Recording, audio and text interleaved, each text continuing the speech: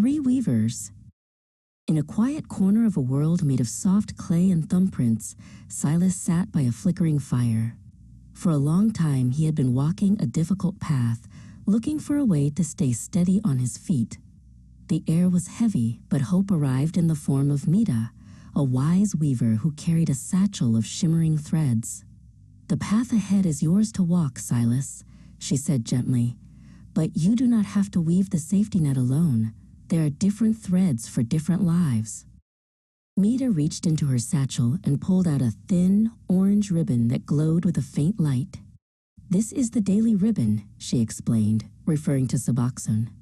"You take it every morning, placing it under your tongue. It is a reliable companion, but it asks for your attention every single day. It keeps the shadows away, but it requires a ritual of patience and care." Silas took the ribbon and tried it for a time. He liked the routine, but the ribbon had a sharp, bitter tang that lingered long after it dissolved. "It works," Silas told Mita, "but my mouth feels dry and I worry for my teeth. Sometimes I feel the light of the ribbon fade in the evening, and I must wait for the morning to feel its strength again." He noticed his energy rose and fell like the tides. "The daily ribbon is a fine tool," Mita nodded. "But for some, the daily reminder is a burden. And yes, the acids within it can be unkind to the enamel of your smile if you are not careful."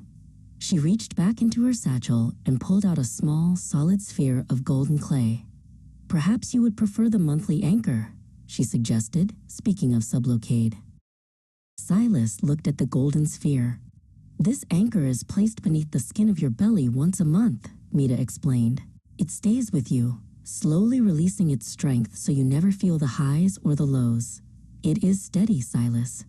But because it is a solid anchor, it leaves a small bump where it rests, and for the first few days, you may feel as though you wish to sleep through the winter." Silas chose the anchor. He felt a dull ache at the site where Mita placed it, and for a week, his clay limbs felt heavy and tired.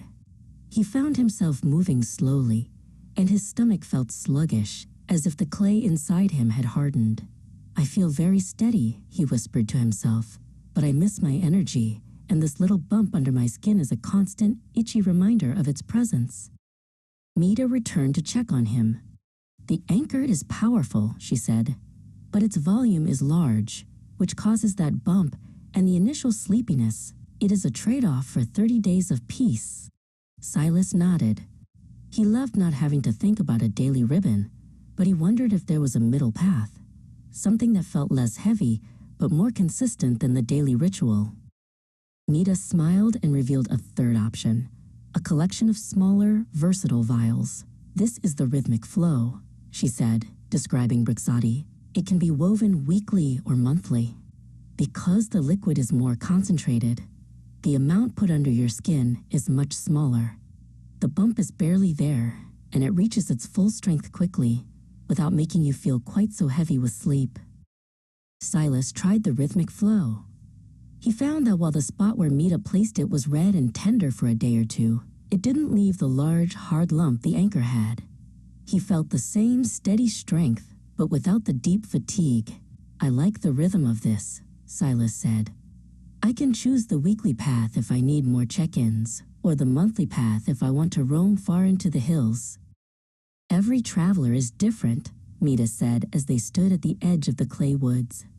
"Some need the ritual of the daily ribbon, some need the heavy piece of the anchor, and others find their stride in the rhythmic flow. The side effects are merely the price of the path."